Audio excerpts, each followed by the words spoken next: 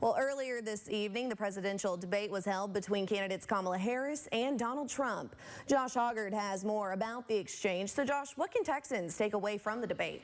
Well, Carney, Texans have concerns heading into this election, from border security to the cost of buying a house. And after both candidates touched on these and many other issues tonight in an often combative first presidential debate between former president and the current vice president, they certainly have a lot to think about before they head to the polls in November. Just like a majority of Americans, the economy is weighing on the mind of Texans heading into the 2024 election. After years of inflation and rising interest rates have made the cost of the American dream beyond the reach of many families. In the first debate between former President Donald Trump and current Vice President Kamala Harris, the economy was mentioned multiple times. Harris's platform is to make rent affordable and to make owning a home possible. I am actually the only person on this stage who has a plan that is about lifting up the middle class and working people of America. With Trump pledging to make America affordable again while criticizing the current administration. I've never seen a worse period of time.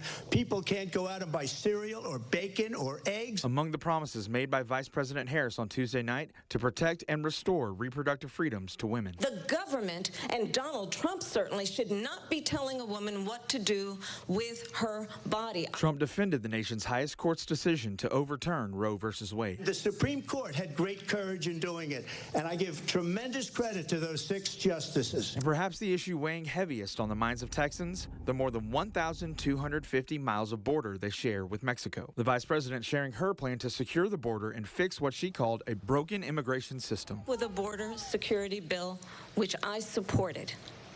And that bill would have put 1,500 more border agents on the border. Trump's response, pointing out what he says is a failure of the current administration and promising to carry out the largest deportation operation in American history. These are the people that he and Biden led into our country, and they're destroying our country. They're dangerous. They're at the highest level of criminality. And we have to get them out. We have to get them out fast. But in the end, it will be up to Texans and Americans alike to decide if Trump is the man or Harris is the woman to lead the country for the next 4 years.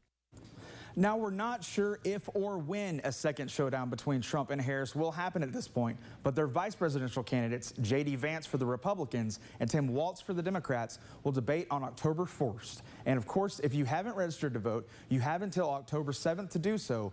Early voting will get underway in about a month and a half on October 21st. All right, we'll see what happens in regards to that second debate. All right, Josh, thank you so much for that update.